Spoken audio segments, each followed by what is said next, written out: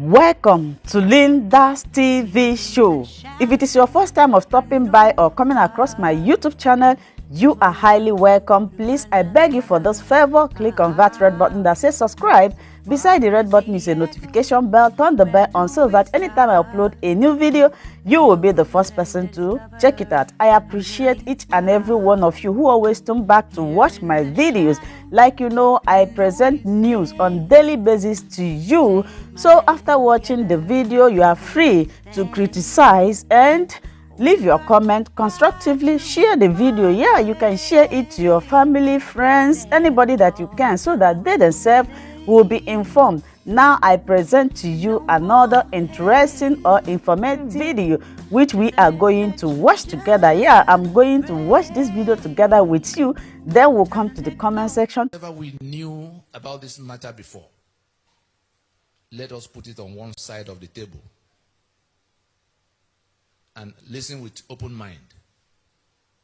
By way of further introduction, yes, I'm a lawyer of 26 years with specialty in jurisprudence, and I've been on this task for quite a while. I set out as a young man to be a military pilot. I should have been flying jet fighters. I read all the physics and chemistry, mathematics of this work. I can still teach them. But by some providence, I ended up in law. And I didn't understand where that was going until in the final year. What we've done in the last 20 years, was to probe into, because I ended up from the law, I had my bit in court, and I ended up in the oil industry. But I left the oil industry in 1998 on account of this. Upstream, I left from senior executive position in the upstream. There's nobody left in NNPC today who can argue with me for 10 minutes on national television on what it costs to produce crude, either on land, in the swamp, in the sea, on the desert. I've dealt with from what you call seismic studies, where you are looking for where you could find, to all of what you do in well development, to what you do in piping it around and processing it until the time you transport it and sell. But why did I leave? Because I came face to face with the document by which Shell and Mobil, Egypt, Earth were operating. And I said to myself, what could this mean? Does it mean we're not the owners of this land? That these foreigners will dictate the terms by which they operate? I'm sure you've seen their signposts, those of you who came from Port Harcourt area. NNPC Shell joint venture. Shell operator. Earth. Anyone you see, the operator is foreign. You have a business, a joint venture.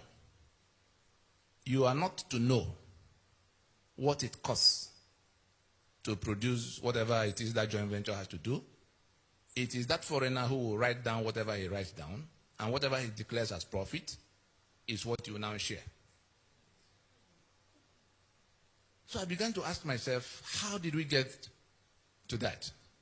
And it's not a 2-year contract, it was a 50-year lease. Signed off between 1967 and 1969 by people who could not even read properly what was written, under circumstances in which they just signed first and it was explained to them later. How did we even arrive at that point in 1967? We began to probe. It came to where I had to leave everything else to say let's even because we found out there was nothing to be found in our archives. We asked some of our elders, people with gray hair, people who went to negotiate the independence for Nigeria. I happen to have spent plenty of time with the last of them who were alive in course of the last 20 years at least. And Nohoro, for instance, spent the last 7 years of his life trying to undo what they did in going to sign us up into this union. We shouldn't have been. But first things first, the research from the known to the unknown led us to where we had to go to. You know the way WikiLeaks gets its own gets its information? We had to get the information we were looking for by all means. We broke into the British archives using all available technologies. And by the time we saw what was in black and white, some of them with instructions that they should not be typed, because any day the wrong eyes see them, the whole edifice will come crashing down. Those documents are inside this room now. And we traced things from that way back to what became 1914. And from that 1914, before 1914, when we landed in 1900, when I'm sure some of you might have heard about the Royal Niger Company, that the British had to pay £865,000 to take over the trading areas in what they consolidated in readiness for the annexation of Southern Protectorate with the Northern Protectorate. That question of paying £865,000 at that time, somebody bought something from somewhere, and that person is still the owner of that piece of estate.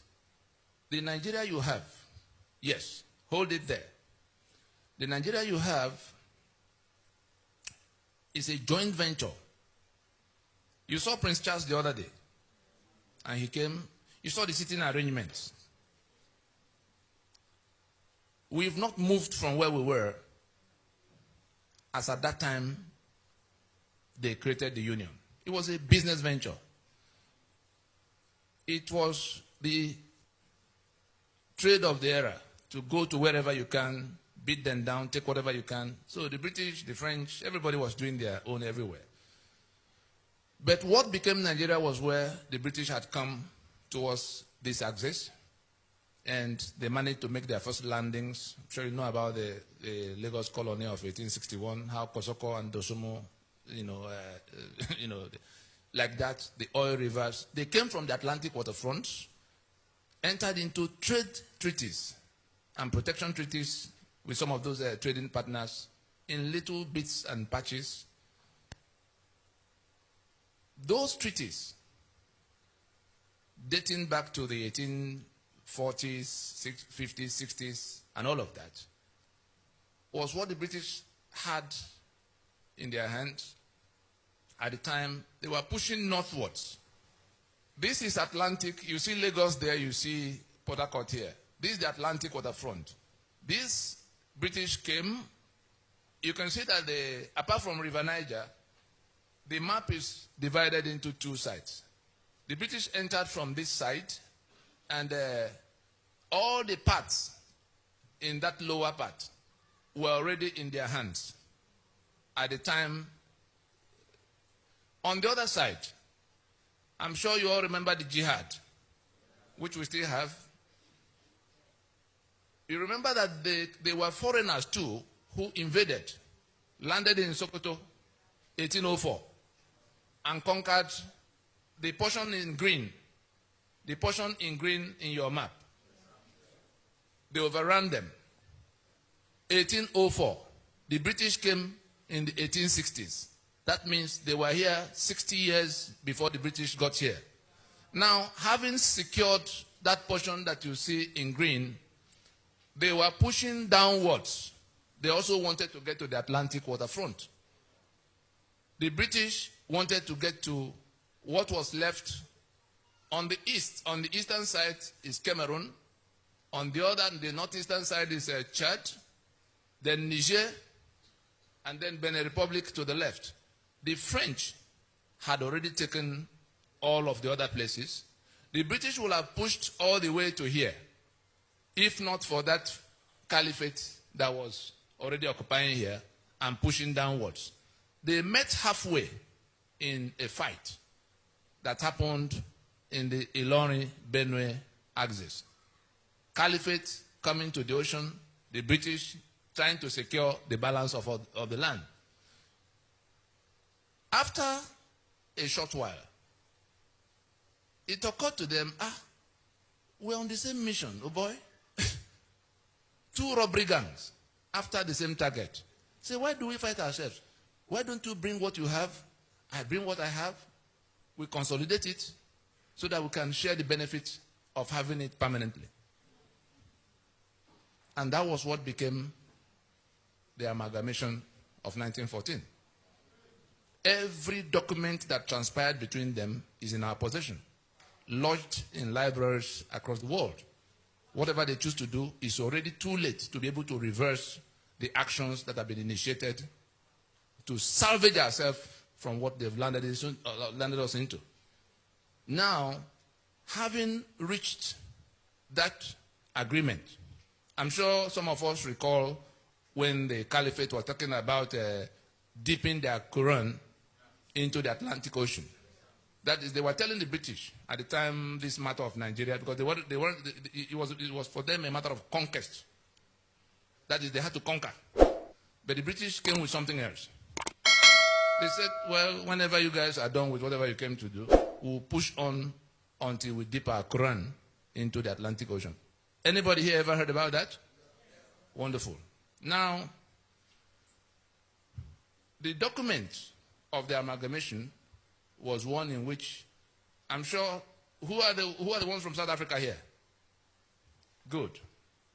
The apartheid, what the Boers did in South Africa was exactly what the Fulani did with their British friends over our heads here to make this place their own over the heads of the owners of all the lands.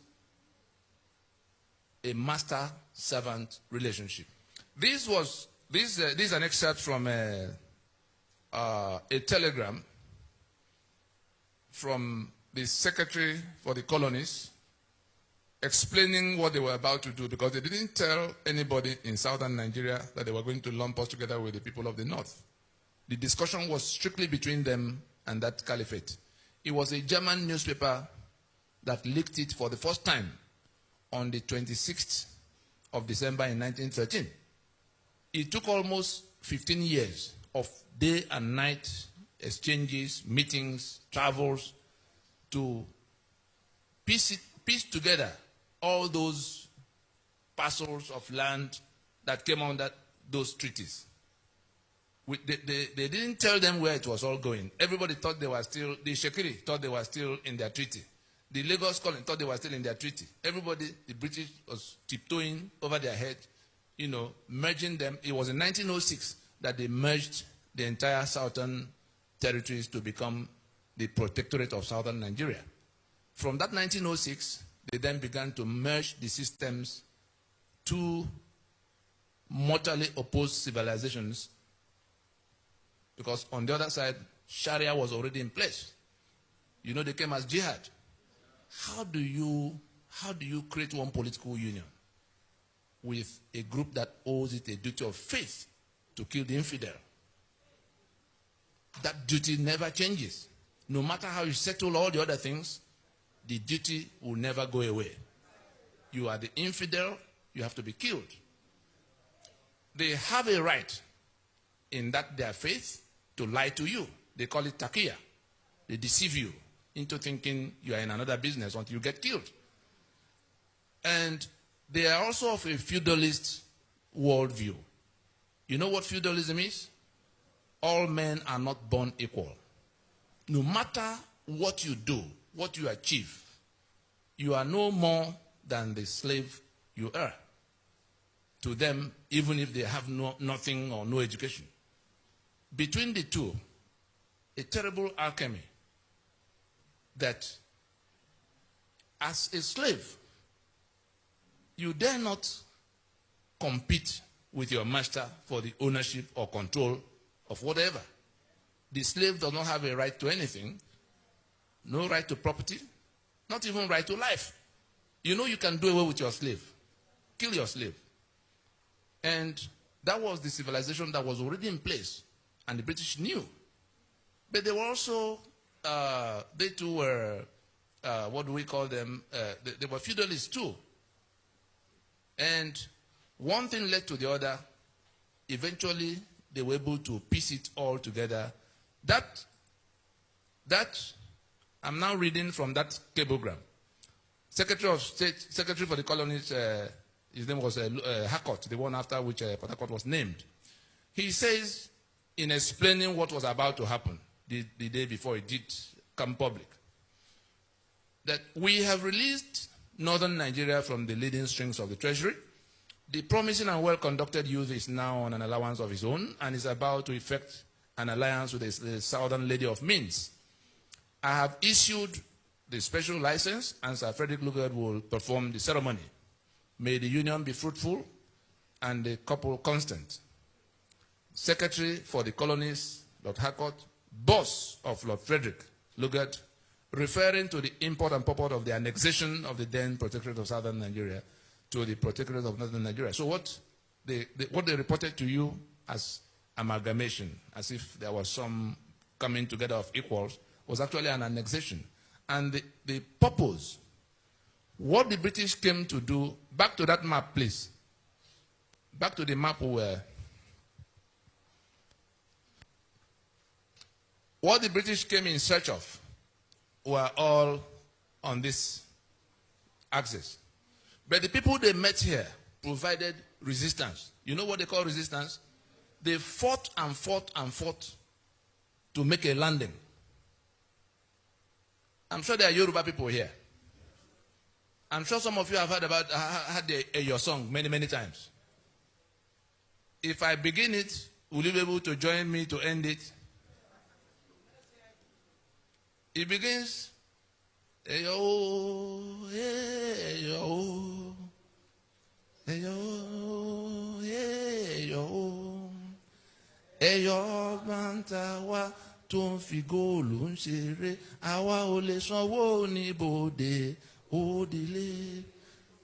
clause I want you to take from it.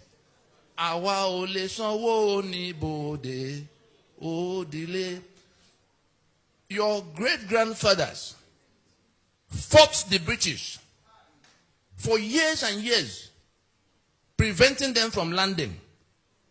And your song you sang now was the victory song composed. We will never pay custom duty to these foreigners on our waters. Today, 58 years into your independence, you are paying that customs religiously to people from this part. And from independence to date, not one of you had ever qualified to be Controller General of Customs. Now, I can give you up to 20 of these kind of examples. Who has ever been to Lagos Island, the Victoria Island here? Does anybody know where Bonny Camp is? Does anybody know where Eco Hotel is? The road that goes from the front of Bonny Camp to Eco Hotel, what's the name of that road? Ahmadu Bello Way. When you stand on Ahmadu Bello Way, is there any other thing to do to go to the ocean? You are on the last firm piece of land before the Atlantic. Have they not dipped their Quran into the Atlantic? Who collects the rent? The landlord or whoever? It's not the landlord that collects the rent.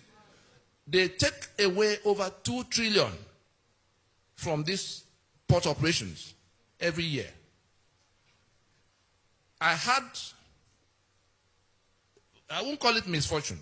It so happened that a few months after Tinubu handed over to Fashola, we were at an event.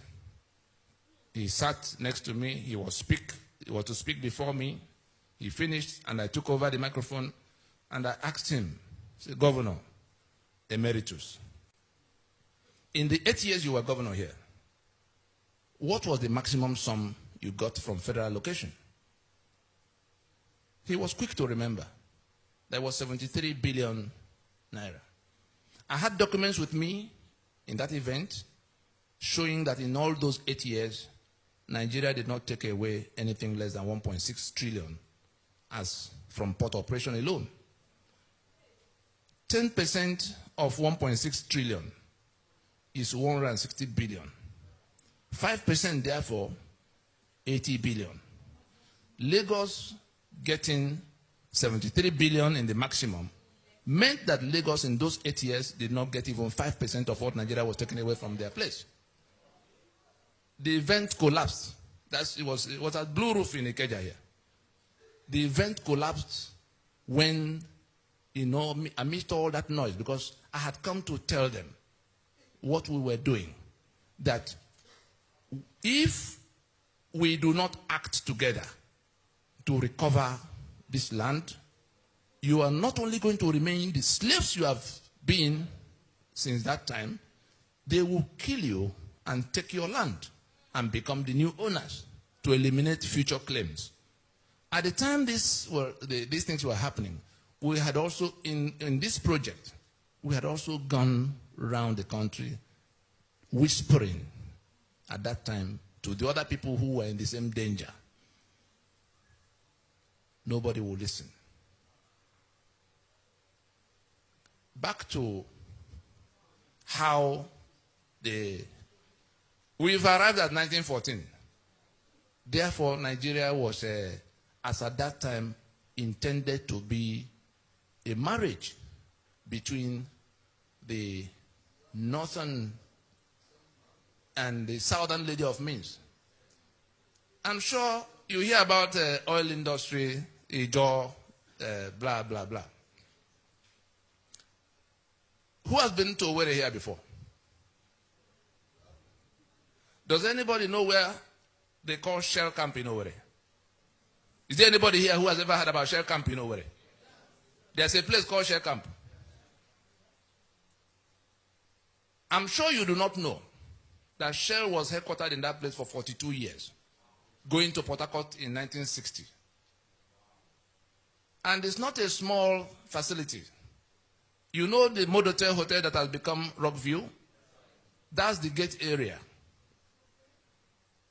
Government House Owerri, the whole of that government house, was inside that facility. Avanikoku, the university, was inside that facility. The Federal Medical Center after the university was inside that facility. That's on one side of the road. On the other side, the whole of that mobile police camp, all the way to back of prison. All these listed were fenced together as the headquarters of Shell for those 42 years. They went to Port Harcourt in 1960, and M.I. Okpara, as Premier of Eastern Region, bought that property. Then Owerri was a provincial capital. Why did they go to Port Harcourt? Because the pretense that they were dealing with some Niger Delta, some people that could not be properly described. They just wanted to create a woolly condition around that discussion because the Igbo fought them. Ovarewe, the Oba in Benin, you know how it ended. The King Jaja of Opobo, the one they had to send on exile, who migrated by himself from Amibo, next to Nkwere. That's where he came from. Now, what was going on?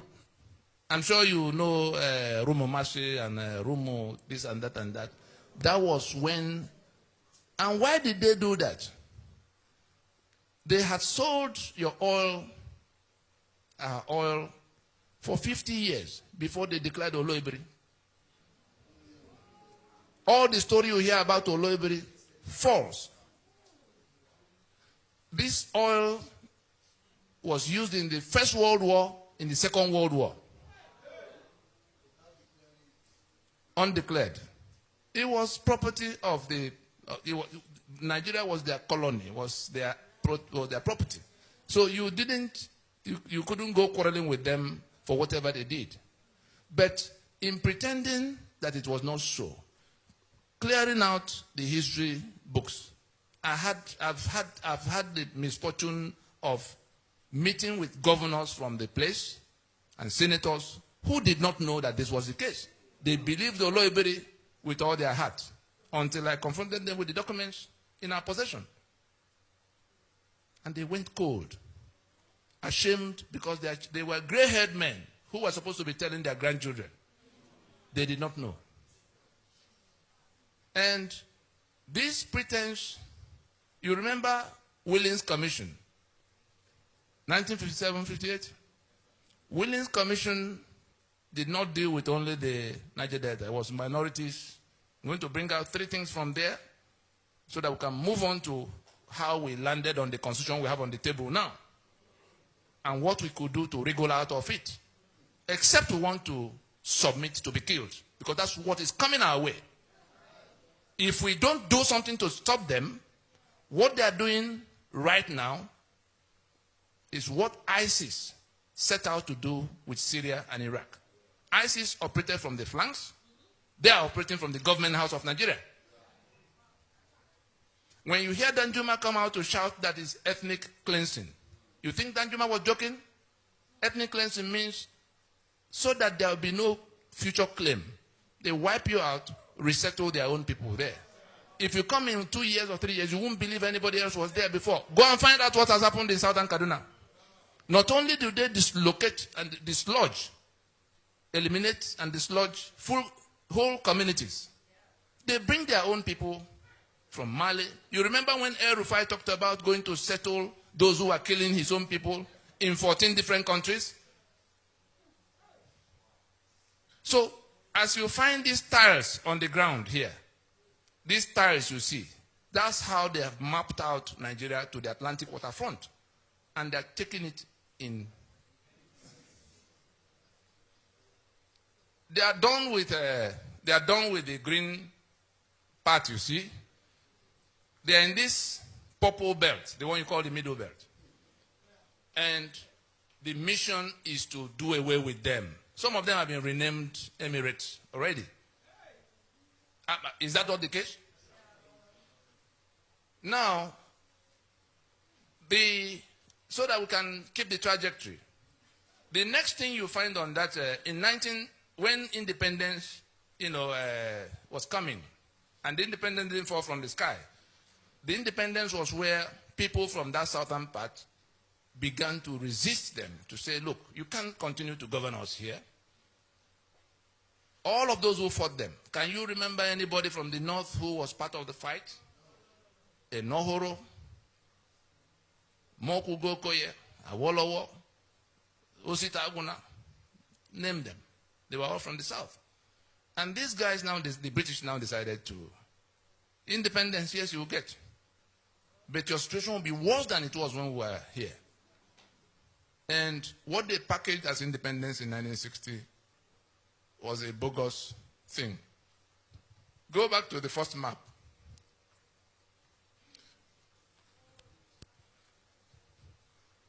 Now, yes, wonderful. That's how I want it. You see this line here? This was northern Nigeria. This is southern Nigeria. Can you see the landmass?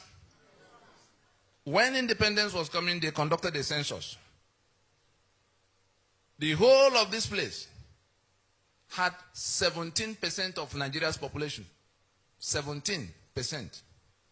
The British, because of what they had in mind to create a political structure that will make this one's permanent majority in all political decisions to be made in Nigeria, so that they can sit in Buckingham Palace and talk to Sokoto Palace and take whatever they want in Port Harcourt and Lagos without talking to any of you troublemakers.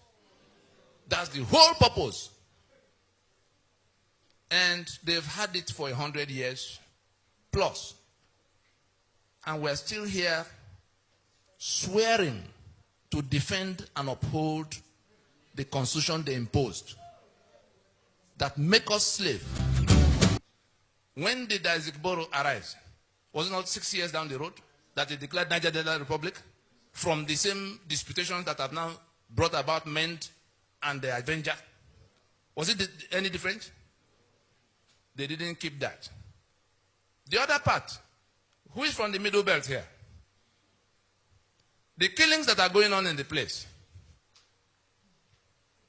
If you look at this north now, it hasn't changed. These boundaries you see here have not changed.